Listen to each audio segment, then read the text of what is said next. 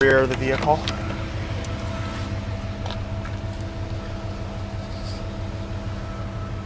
The rear seat is in very good shape.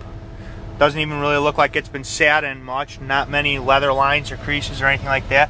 Once again, it has matching rear rubber floor mats. No stains on the carpet. There's a little bit more wear on the passenger side portion of the seat. Looks like it's actually been sat in a little bit. Backs of the seats are in nice shape. Moving back to the cargo area. This Jeep is equipped with the two-piece cargo gate with the glass that can be popped open. The carpet's very clean back here. We've got a spare tire that's in very good shape. Doesn't look like it's ever really been driven on. The wheels like brand new. Just overall, not real nice shape on the interior. Trim's in good shape. No damage or anything like that to any of the trim panels. Overall, the car seems to be in pretty darn good shape for the year. Continuing on in the inside here. Once again, get a little bit better look at the passenger side rear seat. It's in very nice shape. Another matching floor mat. See here, once again, the door panels are in real nice shape.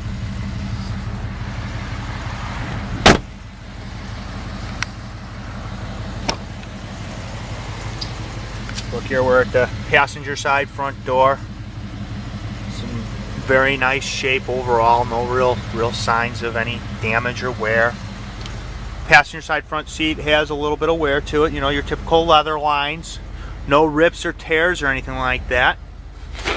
The one major flaw of the interior is the headliner is coming down a little bit on the sunroof sun visor.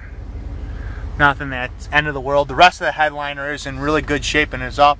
Also noticed a little bit of the fabric on the sound bar for the stereo system in the back to be lifted up a little bit. Just kind of typical little things of a vehicle that's from the late 90s. Move to the engine compartment now.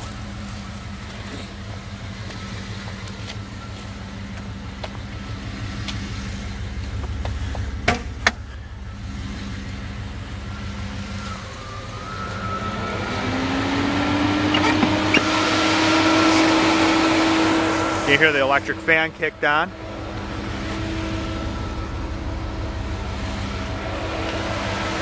The vehicle idling, which is normal. You see it's got an interstate battery from it. Looking at the date code here is from 2010. See here, it's been kept up under the hood. It looks like it's got a newer accumulator in there. It looks like a little bit of a newer pressure sensor at the same time. Spark plug wires are nice and fresh. Looks like it's got newer valve cover gaskets installed on it. Looks like the vehicle's been recently tuned up. It's got a new belt tensioner on it, you can see there. Also, idler pulley looks to be pretty new right here, you can see. Belt's in good shape. You can see the engine's very quiet, running good, no surging or anything like that. Looks as if the power steering pressure line was replaced at one point in time. Also, the radiator appears to be newer as well. Once again, you can take a look at the wires and stuff over here. You can see that it's been kept up on for the most part. Vehicle's in pretty good shape for the year. Not really leaking a whole lot of fluids or any type. I mean, it's got your typical seepage, a little bit of oil here and there on the oil pan. According to the seller, the vehicle has been sitting a lot lately. It could be that the rear main seal's gotten a little dry. You can see, you know, it's nothing too bad. Just a little bit of oil seepage. You know, kind of typical for a vehicle of this age. You know, transfer case is very dry on it. Not leaking anything. See the front axle, very dry. Pinion seal's nice and dry on it, which is very notorious of the Dana 30 front axle on these Jeeps. They tend to have leaky pinion seals. Let's move to the rear end here. You can see the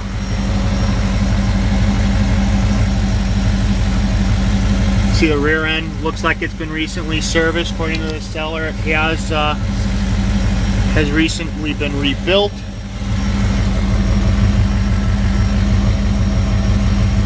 The shocks are a little bit older, but they definitely appear to have been replaced at one time.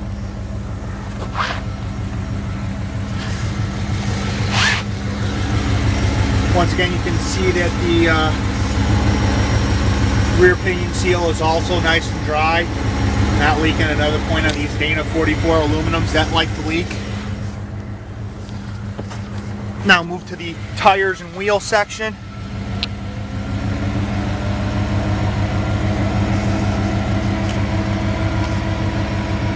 Just bear with me to get my light. It's starting to lose daylight here a little bit. You see the tires have nice meat on them. See that the rear brakes are definitely pretty new. Got a little bit of surface rust from sitting. You can see it's got plenty of pad life left on it. Let's get up close for you there.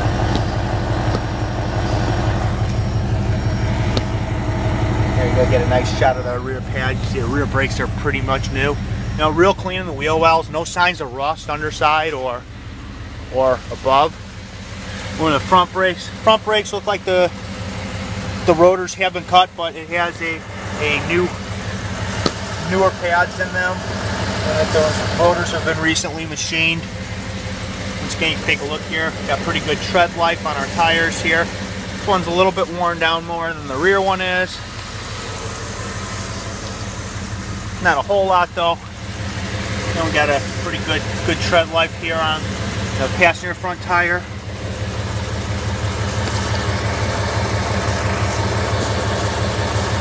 Got good pad life there, you can see again.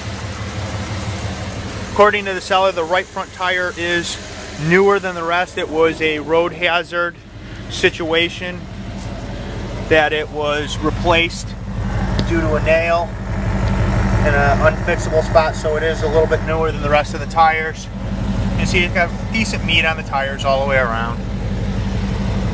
So later in the inspection, they will be measured and checked. So overall, the heat seems to be blowing hot.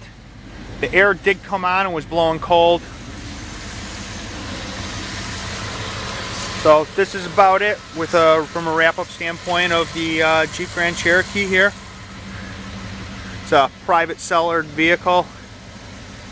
I will flip on the lights once for you here before we wrap it up so you can see all the lights functioning.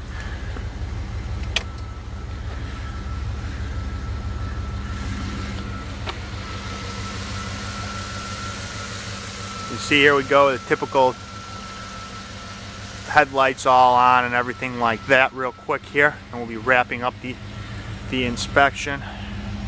It's starting to get pretty dark. So this concludes the Lemonbuster's inspection of the Jeep Grand Cherokee 5.9 Limited.